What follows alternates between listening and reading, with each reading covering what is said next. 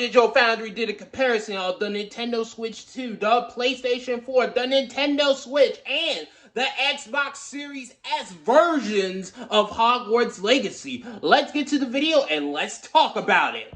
This is lavoncason here, back at it again with another YouTube video, and Digital Foundry has concluded that the Nintendo Switch 2 version of Hogwarts Legacy is basically in between the PlayStation 4 version and the Xbox Series S version of the game. I mean, I'm kind of curious about this. I mean, on the face of it, it's exactly what you'd expect, right? A version of the game that sits between the last gen and the current gen versions to a certain extent. Obviously, the developers probably based the Nintendo Switch 2 version around the PlayStation 4 version, but adding, some Xbox Series S enhancements / adjustments, whatever you want to call it, such as being able to walk through that bridge without any loading times.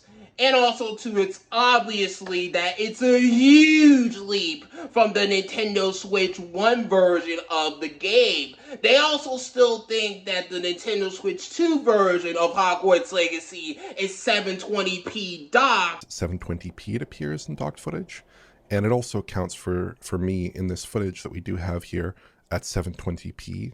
Or thereabouts. Again, a lot of the edges that I'm counting here are pretty short edges because it's compressed footage. I only have so much ability to find edges, but it looks like it's about 720p, quite close to 720p. Though this is based on not footage that they have recorded themselves from their own Nintendo Switch 2. No. But it's based on footage that they have gotten from Nintendo's YouTube channel. So we're going to have to see the final version when it comes out on June 5th to see the full-on conclusion of whether or not Hogwarts Legacy reaches 1440p on the Nintendo Switch 2 version of the game.